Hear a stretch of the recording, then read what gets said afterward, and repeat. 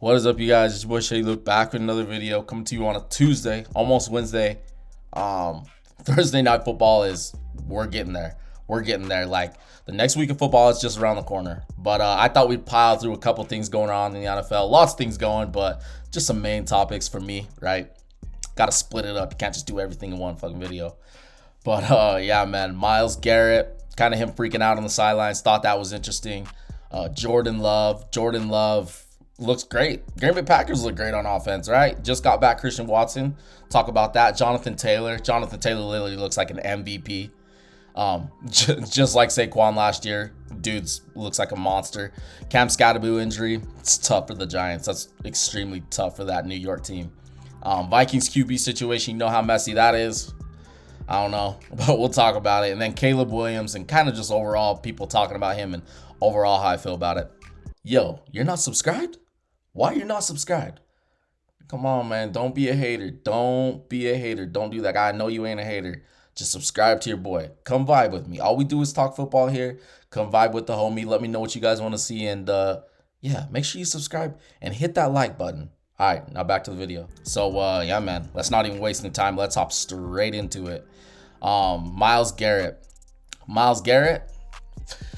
I'm watching the game, right? So I'm watching the game with Myles Garrett, and he's having a monster game for New England Patriots. A monster game, right? Dude racks up 5 sacks, and we all know Myles Garrett. Myles Garrett is one of the best football players in the NFL, right? He is literally that dude. You could arguably say he's the best defensive player in the league. That's how good Myles Garrett is.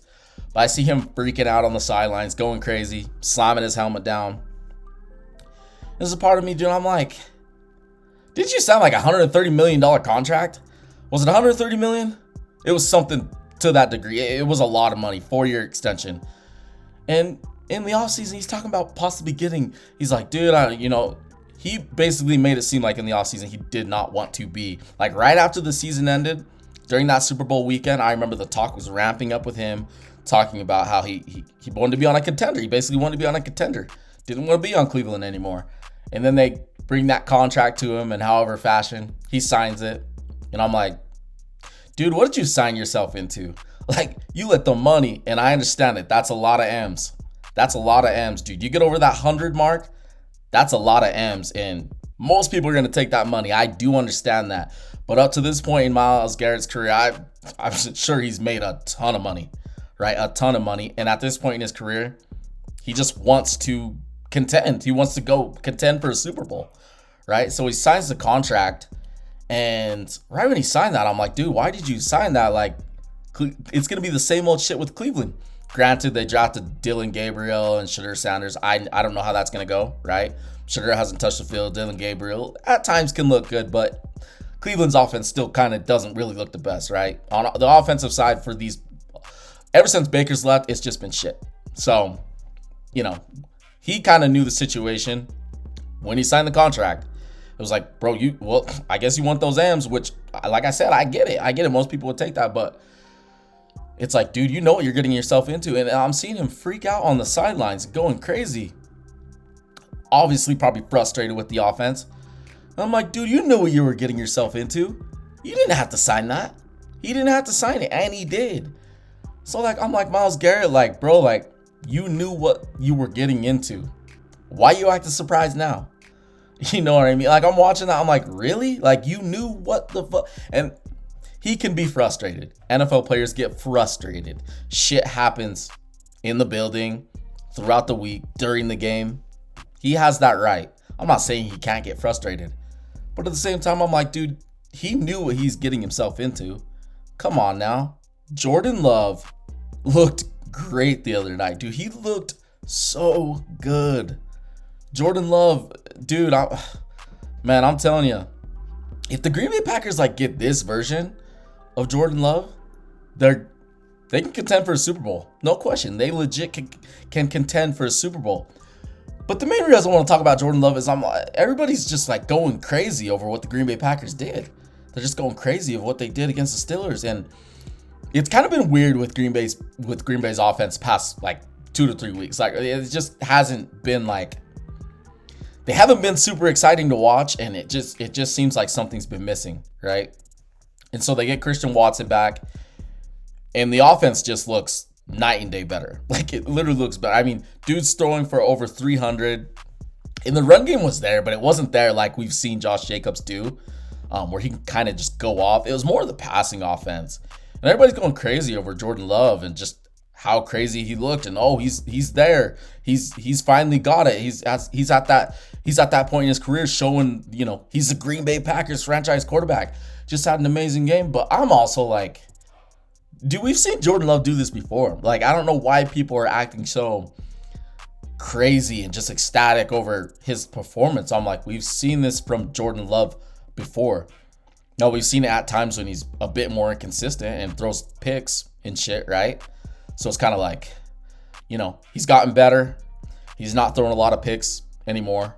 And Green Bay's offense, at times, they've looked great this year. They started out good, then it got kind of weird. Like, past couple weeks have kind of been a little bit weird. Then they had this game against the Steelers, and they looked great. Everybody going crazy. But I'm like, dude, like, I'm sold on Jordan Love. Make no mistake, dude. I am sold on Jordan Love being Green Bay's franchise quarterback. I've seen people doubt him possibly being their quarterback, which I think is absolutely nuts. I think it's nuts. And Matt LaFleur, at times we've seen some kind of weird coaching from him at times, but I'm like, dude, him and Jordan Love are going to be there for a while. That's pretty clear to me. But I don't get why people are going so crazy about like what he did this last night. I'm like, yeah, dude. I'm like, hell yeah, they look like a Super Bowl contender. But we're getting Jordan Love at like his best right there. I still do believe there's that little bit of inconsistency from him. Like, people were like, he's arrived. I'm like, he's always arrived. I don't know why we're acting like this finally happened. I'm like, dude, he's just been like this. I was like, people just didn't really like to put up with the inconsistencies with the turnovers. But I'm like, he's a gunslinger. Like, that dude literally has range all over the field. All right, when he gets into emotion and he really gets going, when Jordan Love is firing on all cylinders, he's good. I don't, like, what I'm trying to say is people are going crazy over it, but people kind of tend to forget that people were just like criticizing him not long ago.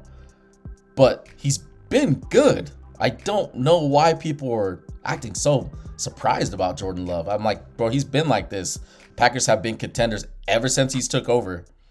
So I don't know why we're being like, acting like, oh, going crazy, ecstatic over the Green Bay Packers. Now I'm like, bro, they've been like this. Their offense just hasn't picked it up to their full potential.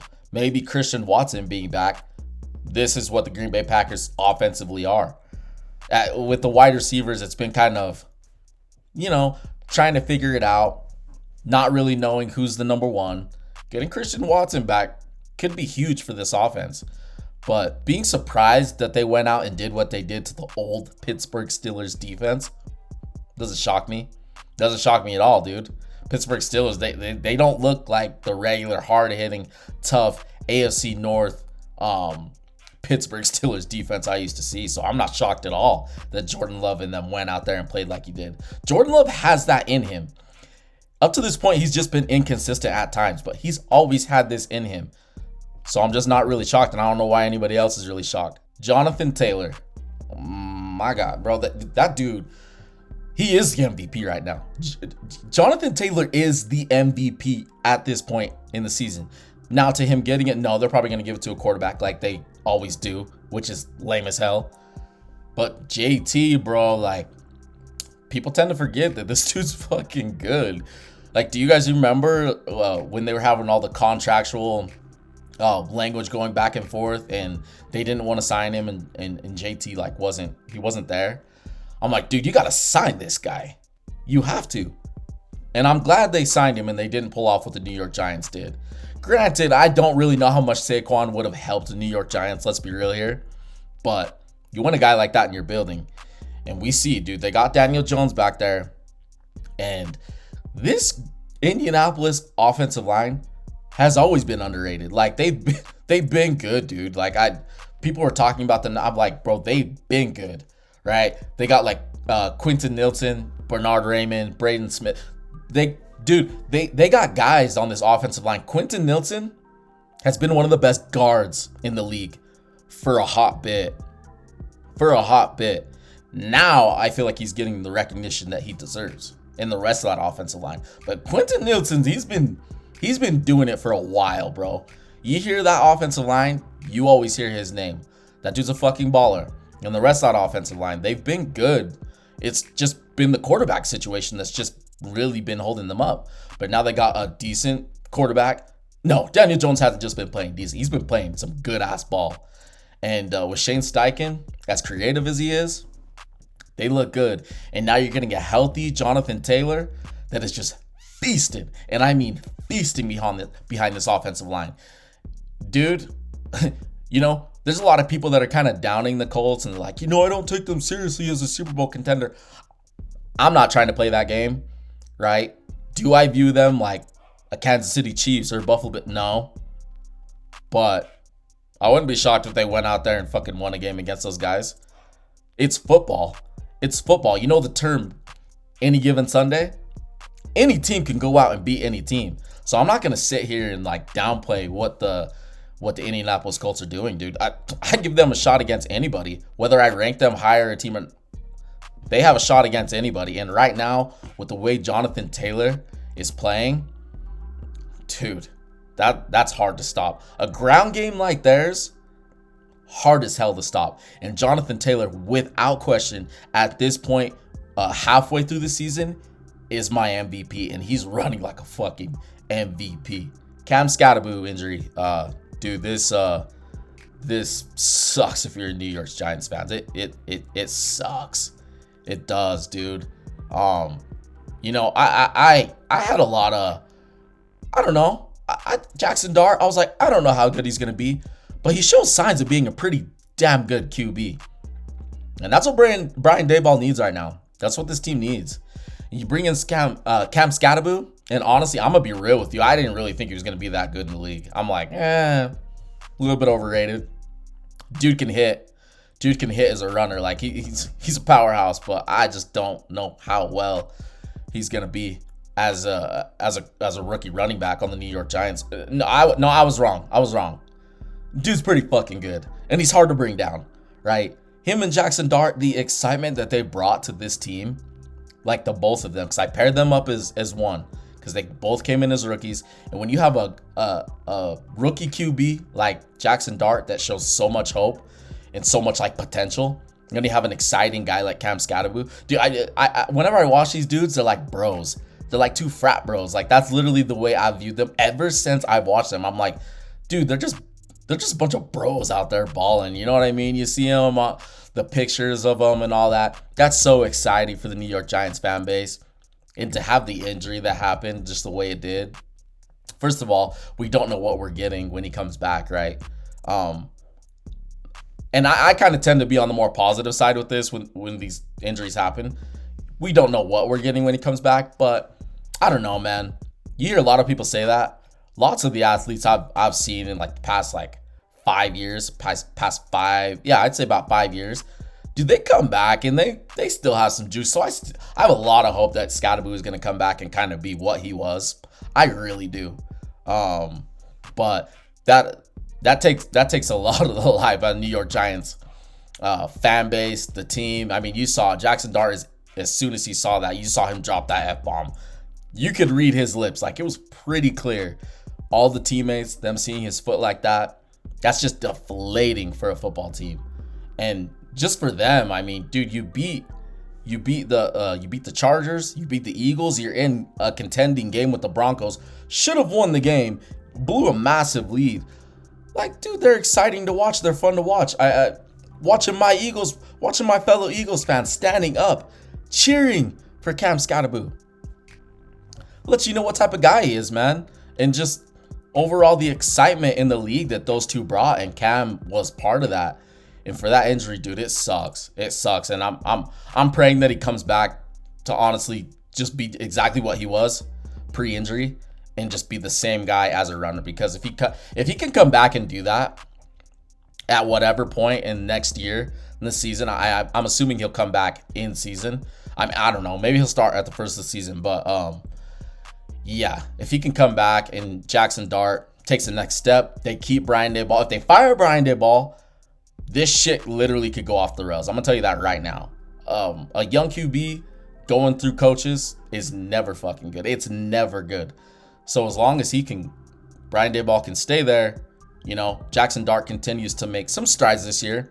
I think it's gonna be rough. I don't think it's gonna be easy selling. Like, I think it's gonna be a rough season for Jaxson Dart the rest of the season. But the kid shows signs. He shows signs. So I'm super excited for that. But getting Cam back at some point would be dope. It would be so sick. And I'm hoping that he does come back exactly as the same way he was for this fan base and for his quarterback. His quarterback loves him. You can just tell it. And they have a special bond right off the bat as rookies. So, interested to see what he does when he comes back. But that's a gut-wrenching injury for the New York Giants fan base, the quarterback, the whole team, Daboll. Hate to see it, man. Hate to see it. The Vikings QB situation is very interesting. It's very interesting. Dude, I'm watching Carson Wentz in that last game, and I'm like, why is he out there? KOC, why is he out there? Clearly he's in pain. Every single time I saw Carson Wentz laying on the ground, he was in so much pain. And I'm not sitting here, I'm not trying to like shit on KOC and the coaching staff and the medical staff also, because clearly he's got a pretty messed up shoulder, right? But I'm like, why is he still in there? And we saw after the game, dude, like his left shoulder is effed up. Like, it's bad. And the fact that he was staying in there, Wentz, I know he's had a crazy career. I'm a Birds fan. I'm an Eagles fan. I still love Carson Wentz. I really do, dude. I freaking love Jalen Hurts, but I love Carson Wentz. Like, the Eagles having success kind of kicked off with him being drafted. It really did, dude, under Doug Peterson. So I have so much appreciation and love for Carson Wentz. And just to see how that went down. And like I said, this dude's career it's kind of been crazy, going from the Eagles to the Colts, being under Kansas City, being with the Vikings. I feel like I'm forgetting one more team, but for him to go out there and play like he did, dude is one tough son of a gun. I'll always remember in that 2017 season versus the Los Angeles Rams when Goff and McVay, were going toe to toe. Doug Peterson and Carson Wentz, and he stays in on a torn ACL after that scramble that he had that year. Stays in there on a torn ACL, throws a freaking touchdown pass to Alshon Jeffrey. I'll always remember that. That memory will always be implanted in my brain. Ever since then, even through all this shit with Carson Wentz's career, I'm like, dude, that dude is one tough son of a gun. And I watched it one more time with the Minnesota Vikings in that game. I mean, he was getting beat up, dude. Their offensive line not blocking good. I know they're dealing with some injuries. He was taking shots. Every single time he's on the ground, you could just see how much pain he was in. And it's crazy, right? They traded Sam Howell to the Eagles. So now JJ McCarthy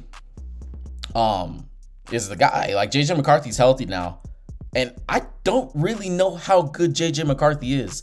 It's way too hard to judge just how good JJ McCarthy is. This dude hasn't played a lot in the past 2 years, right? He had the one good quarter versus the Chicago Bears.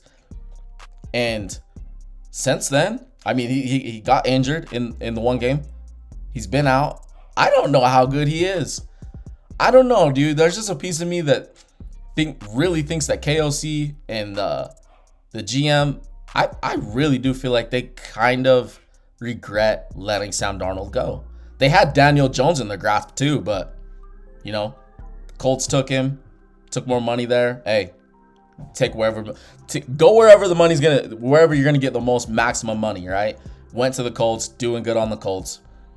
No Daniel Jones, no Sam Darnold, and I don't know why people act like these young QBs. My voice cracked right there for a second, bro. But I don't know why people act like these young QBs have to start right away. Dude, him sitting behind Daniel Jones or Sam Darnold, I think it could have been beneficial for JJ McCarthy. I really do. I mean, we're just talking about Jordan Love. People question Jordan Love taking over for Aaron Rodgers. right? Showed signs. It took time. You give it time. But look at Jordan Love now. Jordan Love is a franchise quarterback. With JJ McCarthy, I really wish that he could have just had more time to just be a healthy scratch, right? But like, just healthy scratch, backup quarterback for Sam Darnold or Daniel Jones, mainly Sam Darnold, and just give it time. But now he's being rushed out there, and now, you know, we're at the halfway point in the season. He literally has a half of a season to kind of show what he's worth. Now, I don't think that like they're not going to give him any time next year, but he does need to show some signs, right? Or I'm sure KOC and the GM are kind of going to be like, damn, we should have kept Sam. But it'll be interesting. It'll be interesting in JJ McCarthy. I just think that he really does need to show something. I mean, that'd be him going into his third year. Like if we're not really knowing, and then him going into his third year, what do we have to go off of? Third year, fourth year, he's a first round QB, you know? I don't know. I don't feel like he has a lot of time now. We just haven't seen him play a lot of football. So the clock's kind of ticking with JJ McCarthy, bro. We'll see how it plays out, but I'm really going to be watching him for the rest of this year, and I'm sure the talk about JJ McCarthy, if he doesn't play good, is really going to heat up. Caleb Williams, dude. Caleb Williams. I see so many people talking about Caleb, and I don't know, dude. Caleb, it's hard. It's hard for me because I think Caleb is extremely talented. But you can tell sometimes he has some bad misses. And all quarterbacks have misses on most Sundays. You'll see, they'll be like, oh, so-and-so was open.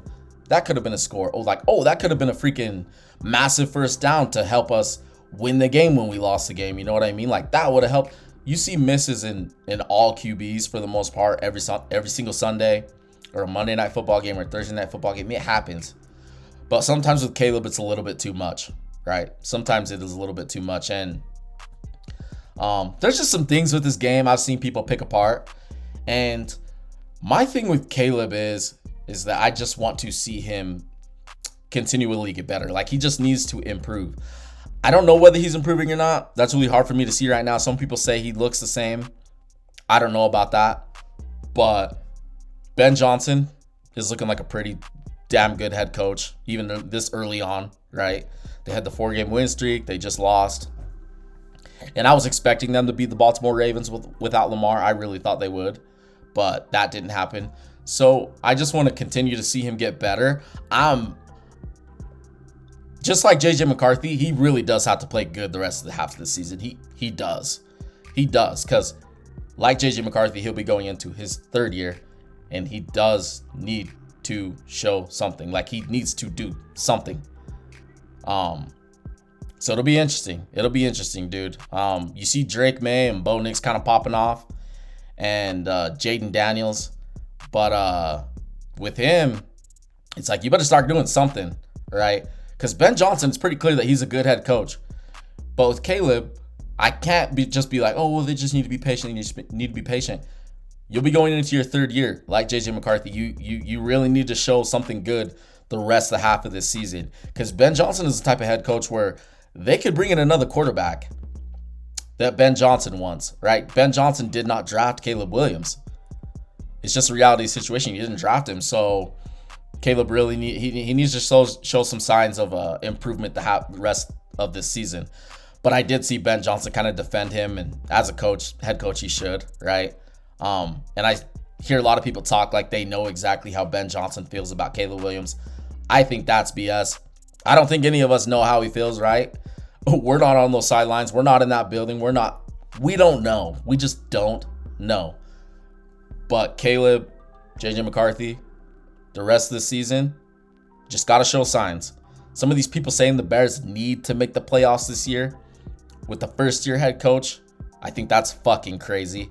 I don't think they need to make the playoffs, and I don't think the Vikings need to make the playoffs. Even though the Vikings have a damn good squad, so I don't think they'd put that on JJ McCarthy. But yeah, man, making the playoffs for both of those QBs, I don't think it's a must, but we should see improvements down the line.